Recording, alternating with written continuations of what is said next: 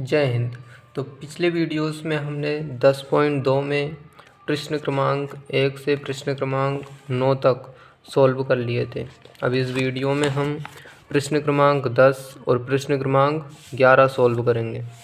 तो देखते हैं प्रश्न क्रमांक 10। प्रश्न क्रमांक 10 है, सिद्ध कीजिए कि किसी बाह्य बिंदु से वृत्त पर खींची गई स्पर्श रेखाओं के बीच का कोण स्पर्श बिंदुओं को मिलाने वाले रेखाखंडों द्वारा केंद्र पर अंतरित कोण का संपूरक कोण होता है। तो संपूरक कोण क्या होता है? संपूरक कोण का मतलब होता है 180 डिग्री और पूरक कोण का मतलब होता है 90 डिग्री। तो इसका चित्र बनाते हैं। सबसे पहले हम प्रश्न को पढ़ेंगे और प्रश्न में लिखा है बाह्य बिंदु से किसी वृत्त पर खींची गई स्पर्श रेखा। तो एक बाह्य बिंदु ले लेंगे कोई सा भी, जैसे कि हमने ये यहाँ पे एक बिंदु ले लिया है P। ठीक है, इस P से हम दो स्पर्श रेखाएं खींचेंगे वृत्त पर। तो एक ये खींच जाएगी और दूसरी ऊपर खींच देंगे। तो बाह्य बिंदु से किसी वृत्त पर खींची गई स्पर्श रेखाओं के बीच का कोण, अर्थात इस कोण की बात हो रही है, ये वाला कोण। ठीक है, और स्पर्श रेखाओं के बीच का कोण, ये वाला कोण, और स्पर्श बिंदुओं को मिलाने वाले, तो स्पर्श बिंदु हमारे दो हो जाएंगे। एक ये हो जाएगा स्पर्श बिंदु, इसे ए नाम दे देंगे। एक ये हो जाएगा, इसे बी नाम दे देंगे। तो स्पर्श बिंदुओं को मिलाने वाले रेखाखंडों द्वारा केंद्र पर अंतरित कोण, ये हमारा केंद्र है O। तो यहाँ पे जो कोण बनेगा, तो सबसे पहले हमें इन्हें मिलाना पड़ेगा केंद्र से स्पर्श बिंदुओं को। तो हम मिला देंगे। प्रश्न कह रहा है कि स्पर्श बिंदुओं को मिलाने वाले रेखाखंड, ये दोनों रेखाखंडों द्वारा केंद्र पर अंतरित कोण का संपूरक होता है। तो केंद्र पर एक कोण बनेगा, ये वाला कोण। ठीक है, तो हमें सिद्ध करना है कि ये जो स्पर्श रेखाओं के बीच बना कोण है और रेखाखंडों द्वारा, ये जो स्पर्श बिंदु से जाने वाले रेखाखंडों द्वारा केंद्र पर अंतरित कोण है, इन दोनों का योग कितना होता है? 180 डिग्री। क्योंकि संपूरक का मतलब क्या होता है? 180 डिग्री। और अगर इसकी जगह पूरक होता तो पूरक का मतलब होता है 90 डिग्री। ठीक है, तो हम सबसे पहले लिख लेंगे दिया है। तो प्रश्न में दिया है वो लिखेंगे।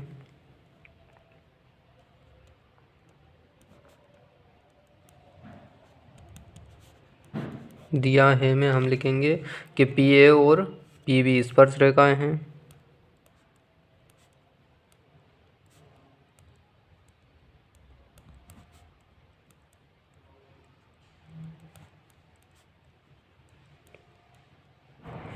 ठीक है, यही हमें दिया है और अब लिखेंगे सिद्ध करना है।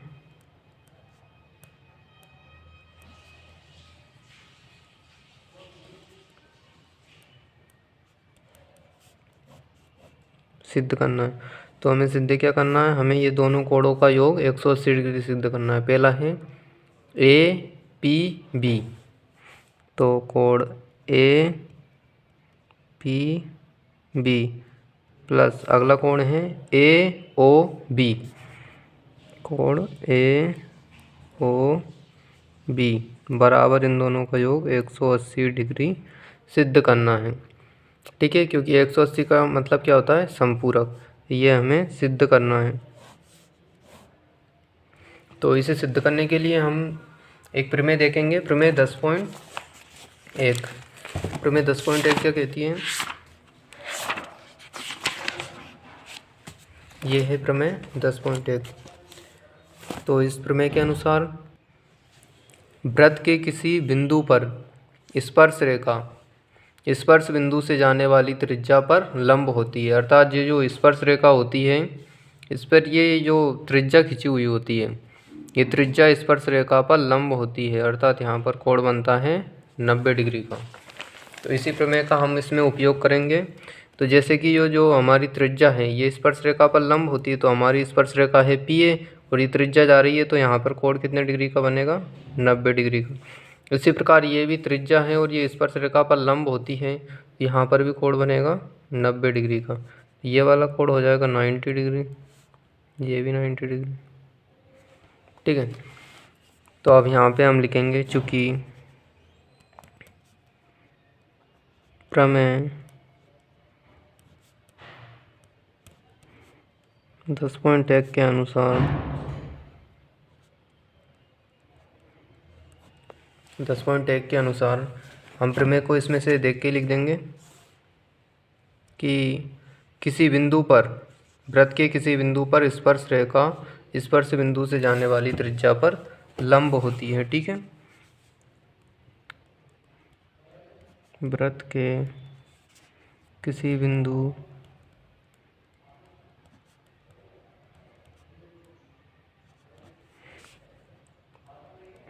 पर स्पर्श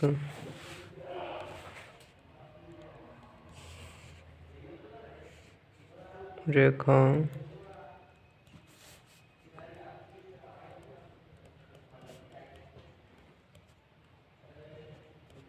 स्पर्श बिंदु से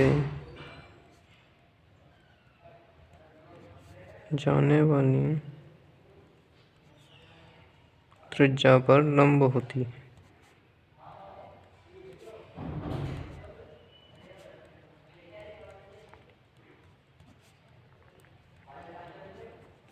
इसे हम सरल भाषा में भी लिख सकते थे कि जो त्रिज्या होती है वो स्पर्श रेखा पर लंब होती है। तो 10.1 प्रमेय ये कहती है, तो लिखेंगे इसलिए हमारा कोण, कौन कौन से कोण, दो 90 डिग्री के हो जाएंगे, एक हो जाएगा PAO, तो कोण PAO बराबर 90 डिग्री, ठीक है। और अगला कोण PBO भी हमारा कितने डिग्री का हो जाएगा, 90 डिग्री को। तो कोण PBO बराबर 90 डिग्री, ठीक है। ये दोनों कोण हमारे 90 डिग्री के हो जाएंगे। अब हम देखते हैं कि जो हमारा ये आकृति चतुर्भुज के आकार की हो गई है APBO, तो चतुर्भुज के चारों कोणों का योग होता है 360 डिग्री। तो हम यहाँ पे लिखेंगे चूँकि चतुर्भुज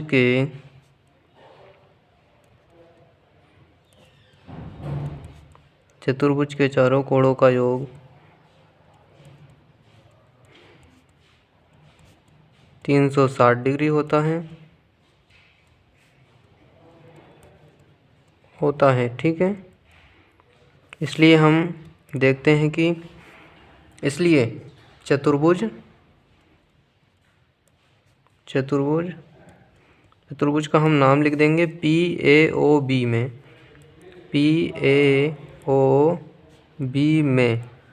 PAOB में हम क्या लिखेंगे, चारों कोणों को लिखेंगे और उनका योग लिख देंगे 360। तो पहला कोण हम लिखेंगे, हम ये दोनों कोण लिख देंगे पहले, तो ये 90 डिग्री वाले। तो पहला है APB, नहीं, पहले तो हम ये दोनों कोण लिख देंगे PAO और PBO। तो कोण PAO प्लस कोण PBO प्लस ये दोनों कोण हमने लिख दिए। अब अगला कोण लिखेंगे APB, कोण APB, ठीक है, APB। और अगला कोण लिखेंगे AOB, ये आमने सामने के दोनों कोण AOB बराबर 360 डिग्री, ठीक है। अब यहाँ से हम ये जो हमने दो बनाए थे समीकरण नाम दे देंगे। तो समीकरण 1 में किसका मान है, PAO का, और इसमें PBO का। तो PAO और PBO का मान रख देंगे, तो लिख देंगे यहाँ समीकरण 1 व 2 से PAO व PBO के मान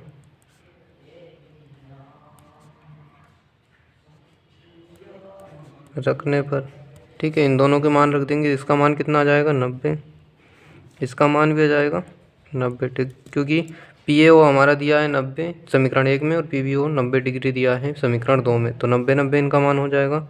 अगले दो कोण हैं उन्हें ऐसे ही लिख देंगे, ए पी बी प्लस कोण ए ओ बी बराबर 360।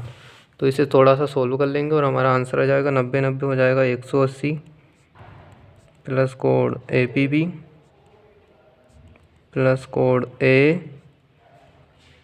ओ बी बराबर 360।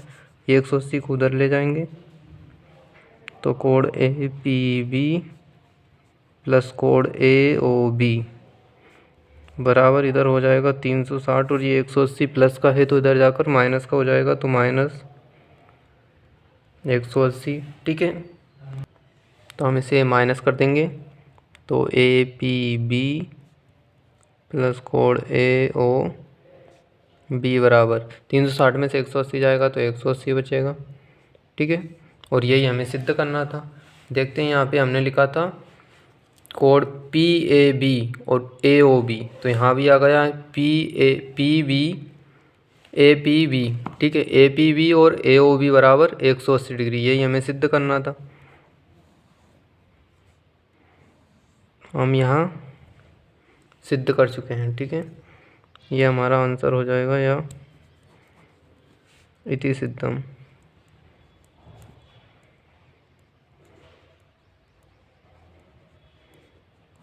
ठीक है, हमें सिद्ध करना था कि जो स्पर्श रेखाओं के बीच का कोण, ये वाला कोण, और स्पर्श बिंदुओं, चाहे स्पर्श बिंदु को मिलाने वाले रेखाखंडों द्वारा, स्पर्श बिंदुओं को मिलाने वाले रेखाखंडों द्वारा केंद्र पर अंतरित कोण, ये दोनों संपूरक होते हैं। ये दोनों कोणों को हमें संपूरक सिद्ध करना था, अर्थात इन दोनों का योग हमें सिद्ध करना था 180 डिग्री। तो यहाँ पे हमने इन दोनों का योग पी ए बी और ए ओ बी का योग 180 सिद्ध कर दिया है। ये सवाल सॉल्व हो गया है। आप चाहे तो इसका स्क्रीनशॉट भी ले सकते हैं। अब अगला सवाल देखते हैं। अगला प्रश्न है हमारा प्रश्न क्रमांक 11। प्रश्न क्रमांक 11 में दिया है, सिद्ध कीजिए कि किसी वृत्त के परिगत समांतर चतुर्भुज समचतुर्भुज होता है। समचतुर्भुज होता है, ये हमें सिद्ध करना है। तो सबसे पहले हम प्रश्न पढ़ेंगे और एक वृत्त बना लेंगे, और इसके चारों ओर हमें बनाना है एक समांतर चतुर्भुज, और इसे सिद्ध करना है समचतुर्भुज। तो हमने एक चतुर्भुज बना लिया है। इस चतुर्भुज को नाम दे देंगे A B C D. A B, ये बिंदु हो जाएगा सी, और ये डी। ठीक है, इसका केंद्र मान लेंगे ओ केंद्र मान लेंगे, और इस पर 4 हमें स्पर्श बिंदु भी प्राप्त होंगे। इन स्पर्श बिंदुओं को भी नाम दे देंगे पी क्यू आर और एस। ठीक है, ये हमारा चित्र बनकर कंप्लीट हो गया। अभी आप सबसे पहले इसमें लिखेंगे, प्रश्न में दिया है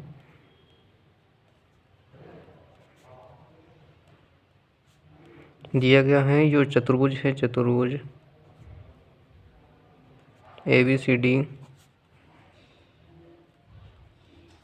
चतुर्भुज ए बी सी डी एक समांतर चतुर्भुज है।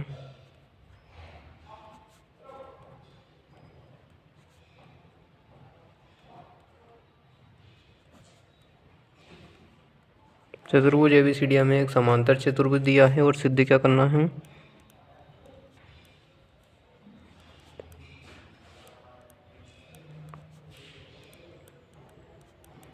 सिद्ध हमें करना है चतुर्भुज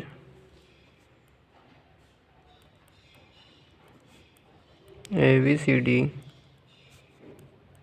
एक समचतुर्भुज है। इसे हमें समचतुर्भुज सिद्ध करना है।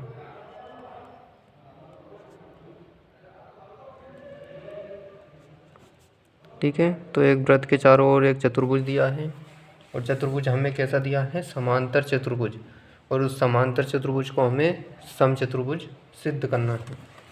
तो देखते हैं इसे।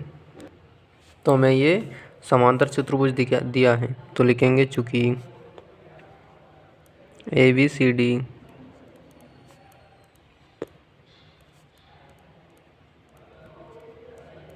एक समांतर चतुर्भुज है।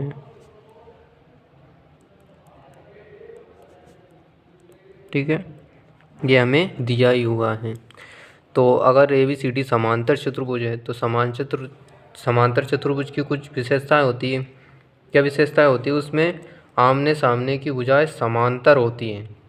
ठीक है, आमने सामने की भुजाएं समांतर होती है और आपस में बराबर होती हैं। जैसे कि यहाँ पे AB और CD बराबर होगा, AD और BC बराबर होगा। ठीक है, ये समांतर चतुर्भुज की विशेषताएं होती है। तो अगर ये समांतर चतुर्भुज है तो हम आमने सामने की भुजाओं को बराबर लिख देंगे। तो यहाँ लिखेंगे हम AB बराबर CD। ठीक है, AB और CD आपस में बराबर होगी और AD और BC बराबर होगी। ये हो जाएगा अपना समीकरण 1। और दूसरा हो जाएगा AD बराबर BC।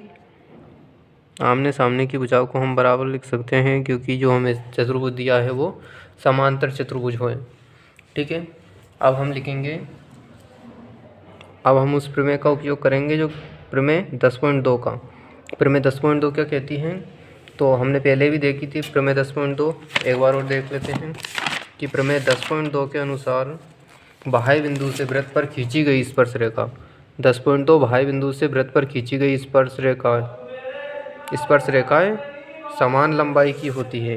ठीक है, ये कहती है हमारी प्रमेय 10.2। तो मान लीजिए ये बाह्य बिंदु है D और इससे दो स्पर्श रेखाएं खींची गई है DS और DR। तो प्रमेय कहती है कि ये दोनों स्पर्श रेखाएं समान लंबाई की होगी।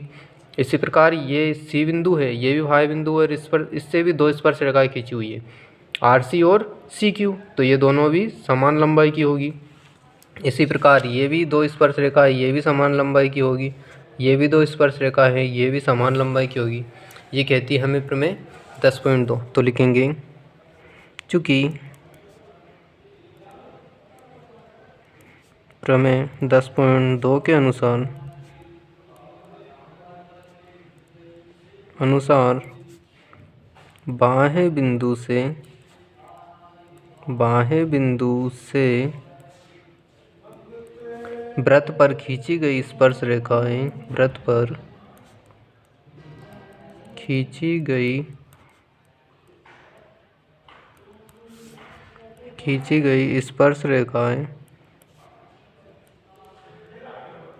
स्पर्श रेखाएं समान लंबाई की होती हैं। समान लंबाई की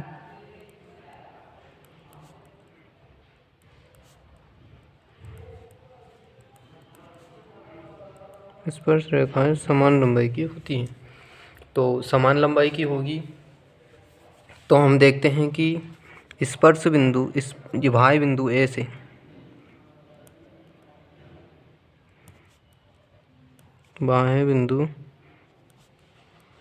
से खींची गई स्पर्श रेखा रेखाएं दो स्पर्श रेखाएं खींची गई हैं A बिंदु से AS और AP। ठीक है, तो हम इन्हें बराबर लिख सकते हैं क्योंकि बाह्य बिंदु से खींची गई स्पर्श रेखाएं समान लंबाई की होगी। तो हम लिखेंगे AS। ठीक है, AS बराबर AP, ये हम लिख सकते हैं। इसे समीकरण नंबर दे देंगे 3। ठीक है, बाह्य बिंदु A से, यहाँ A लिखना भूल गए मैं, यहाँ लिख देंगे बाह्य बिंदु A से। ठीक है, इसी प्रकार हम लिख देंगे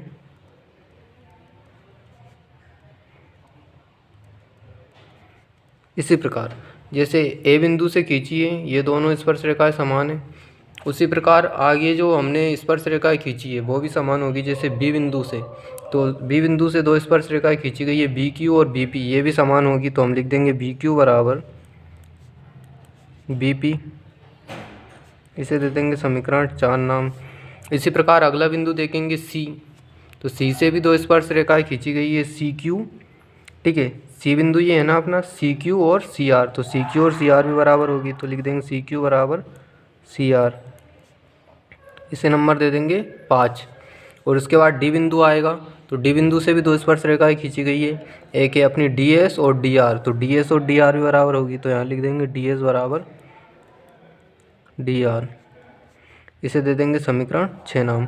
अब एक बात इसमें ध्यान रखनी है कि जब इन्हें नाम देंगे ना, जैसे कि हमने ए बिंदु से दो स्पर्श रेखा की थी, ए से ए एस और ए पी, तो ए एस जिस साइड हमने लिखा है उसी साइड हमने डी एस लिखना है, ताकि ए एस और डी एस मिल के ए डी बन जाए। तो इसने डी एस इसी साइड लिखा है और इस साइड हमने बी क्यू लिखा था, बी क्यू। तो अगली बार जब हमने सी बिंदु से ली थी तो सी क्यू भी इसी साइड लिखा है, ताकि इन्हें हम आसानी से जोड़ सके। ठीक है, तो हम लिखेंगे इन चारों समीकरण को हम जोड़ देंगे 3, 4, 5, 6।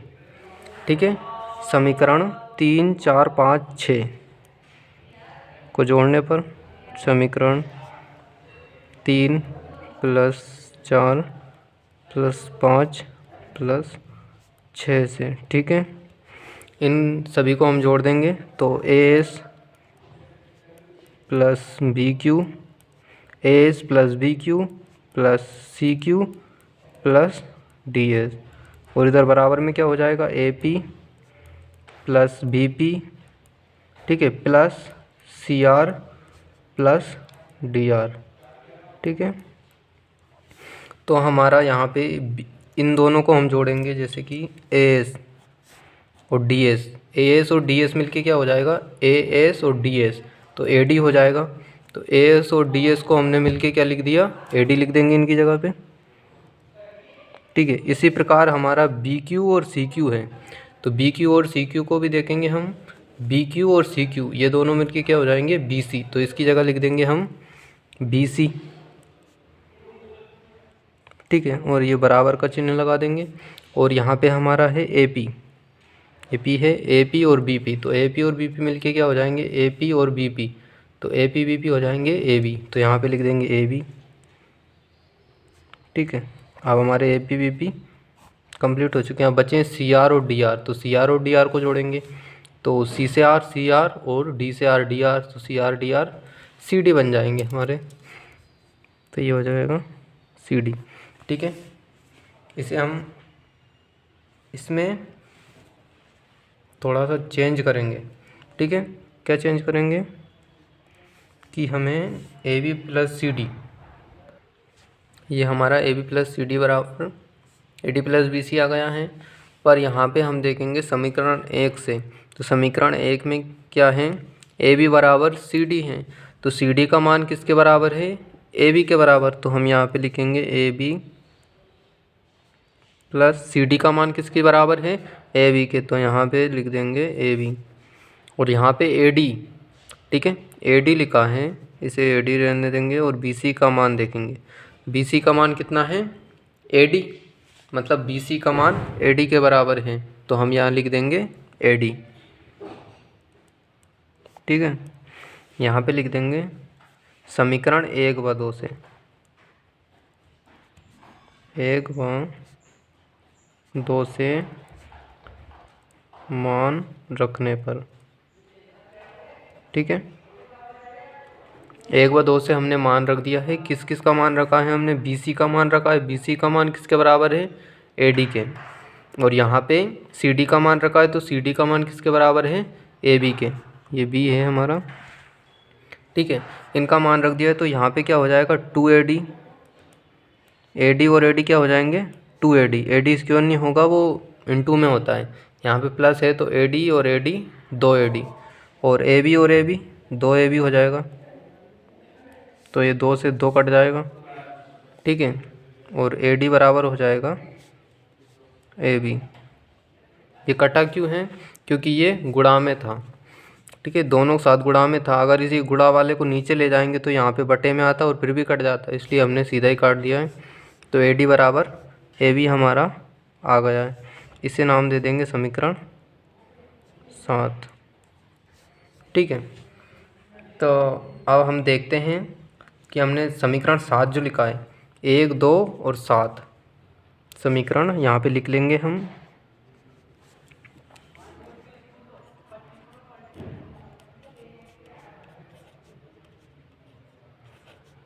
व 7 से, समीकरण 1, 2 व 7 से।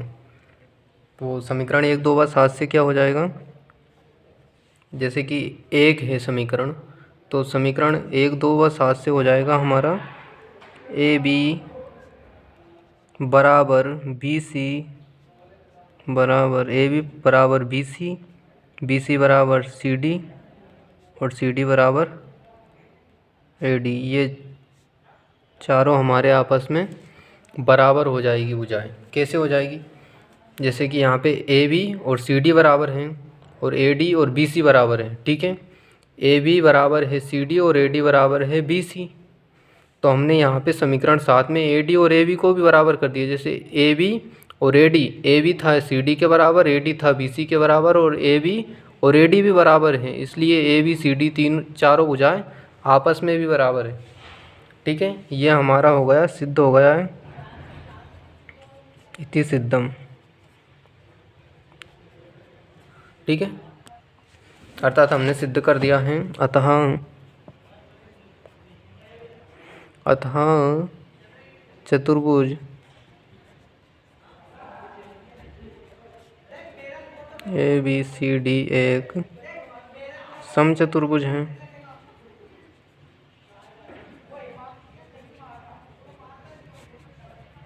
ठीक है, ये हमारा सिद्ध होगा। अगर आपको ये समझ में नहीं आ रहा है कि ये ए बी बराबर बी सी बराबर सी डी बराबर ए डी कैसे आया, तो इसे हम समझ लेते हैं। समीकरण 1, 2 व 7 से हमने लिखा था, तो इसमें हम समझते हैं। समीकरण 1 को लिख लेंगे पहले। तो समीकरण 1 क्या है, ए बी बराबर सी डी और अगला है ए डी बराबर बी सी।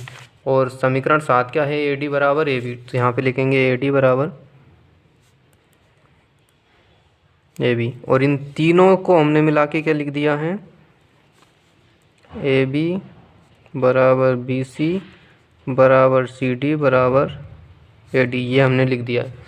तो ये कैसे बराबर हुआ, तो इसे समझने के लिए हम इन्हें मान लेंगे एक चित्र से। जैसे कि एक त्रिभुज है, तो त्रिभुज बराबर है चतुर्भुज के। ठीक है, जैसे ए बी बराबर है सी डी के। और एक वृत्त मान लेंगे, वृत्त, तो ये वृत्त बराबर है किसके, मान लेते हैं घन के बराबर है वृत्त, ये घन। तो समीकरण 1 था ये अपना 1, ये था 2, ये था 7। ठीक है, तो ये हो गया समीकरण 1, ये 2। जैसे ऊपर था 1 में था ए बी बराबर सी डी, यहाँ त्रिभुज बराबर चतुर्भुज। 2 में था ए डी बराबर बी सी। ठीक है, ए डी बराबर बी सी, ये समीकरण 2 था। तो वृत्त बराबर है घन के। ठीक है, अब हमने सिद्ध कर दिया है कि ए डी बराबर ए बी। तो हमारा ए डी क्या है, यहाँ पे ये ए डी है, यहाँ पे वृत्त है। ठीक है, ए डी बराबर ए बी। ए बी क्या है, ए बी क्या है हमारा त्रिभुज। ठीक है, तो ए डी हमारा क्या था, वृत्त था, और ए बी हमारा था त्रिभुज। तो वृत्त और त्रिभुज आपस में बराबर है, ये कहता है समीकरण 7। तो ये वृत्त लिख लेंगे, बराबर लिख लेंगे त्रिभुज, ये हो जाएगा समीकरण 7। ठीक है, ये इतना समझ में आ रहा है। ये तीनों समीकरण से हमने कंपेयर कर लिया। जैसे कि हम यहाँ लिख देंगे ए बी बराबर सी डी, ये था समीकरण 1। और दूसरा था ए डी बराबर बी डी, ये था समीकरण 2। 3 है ए डी बराबर ए बी, ये है समीकरण 3। ठीक है, जैसे त्रिभुज चतुर्भुज के बराबर है, ए बी सी डी के बराबर है, और वृत्त है वो घन के बराबर है, ऐसे ही ए डी बी सी के बराबर है। अब यहाँ पे हमें दिया है जैसे ए डी और ए बी और ए डी है, तो 7वें नंबर के समीकरण में, समीकरण 7 में ए डी और ए बी इस साइड के दोनों हैं, उन्हें बराबर सिद्ध कर दिया समीकरण 7 ने। तो यहाँ पे भी इधर के दोनों हैं त्रिभुज और वृत्त, इन्हें सिद्ध कर दिया समीकरण 7 ने बराबर। तो हमने लिख दिया था ए बी बराबर बी सी बराबर सी डी और सी डी बराबर ए डी। तो इसी प्रकार ये चार आकृतियाँ इसमें बनी हैं, 1 2 3 4, चारों आकृतियाँ आपस में समान हैं। कैसे समान है, इससे समझते हैं। ऐसे जैसे कि मान लीजिए ये त्रिभुज हैं, ये त्रिभुज का क्षेत्रफल जो है, क्षेत्रफल कितना है 5 इकाई, ठीक है, 5 इकाई है त्रिभुज का क्षेत्रफल। तो त्रिभुज के बराबर हमारा है चतुर्भुज, चतुर्भुज का क्षेत्रफल भी कितना होगा 5 इकाई होगा, क्योंकि ये दोनों आपस में बराबर हैं। त्रिभुज का 5 इकाई तो इसका 5 इकाई, ठीक है। और यहाँ पे ये नीचे देखते हैं इस वाले समीकरण को, समीकरण नंबर 7 को। तो समीकरण 7 में ये त्रिभुज बना है, ठीक है। और त्रिभुज का क्षेत्रफल तो हमें ज्ञात ही है, यहाँ से त्रिभुज का क्षेत्रफल कितना है 5, तो हम यहाँ लिख देंगे 5, ठीक है। अब त्रिभुज का 5 है तो वृत्त का भी 5 होगा, क्योंकि ये दोनों आपस में बराबर है ना, तो यहाँ भी हम 5 लिख देंगे, ठीक है। अब वृत्त का क्षेत्रफल 5 है तो यहाँ पे हमें वृत्त का क्षेत्रफल लिखना है, तो यहाँ पे हम लिख देंगे 5। अब वृत्त और घन आपस में बराबर हैं तो घन का भी कितना हो जाएगा, तो 5। तो इन सभी का क्षेत्रफल कितना हो गया 5 हो गया। तो अगर सभी का क्षेत्रफल समान है तो सभी को समान लिख देंगे हम, समान अर्थात बराबर में लिख देंगे, ये बराबर वृत्त बराबर घन, ठीक है। इसी प्रकार ये सभी आकृति बराबर हो गई। तो त्रिभुज चतुर्भुज के बराबर है, चतुर्भुज वृत्त के बराबर है और वृत्त घन के बराबर है। ये तीनों समीकरण ये कह रहे हैं, ठीक है। ऐसा ही यहाँ पे हुआ, ए बी बराबर है सी डी और ए डी बराबर है बी सी, और ए डी और ए बी भी आपस में बराबर है, तो हमने इसे लिख दिया है ए बी बराबर बी सी बराबर सी डी बराबर ए डी, ये हमने लिख दिया है, ठीक है। अब ये आपको समझ में आ गया होगा कि ये चारों आपस में बराबर कैसे हैं। ये तीनों समीकरण के, इन तीनों समीकरण का ही हमने इसमें उपयोग किया है। आप चाहें तो इसका एक स्क्रीनशॉट भी लिख सकते हैं सारे सवाल का। ये धन्यवाद।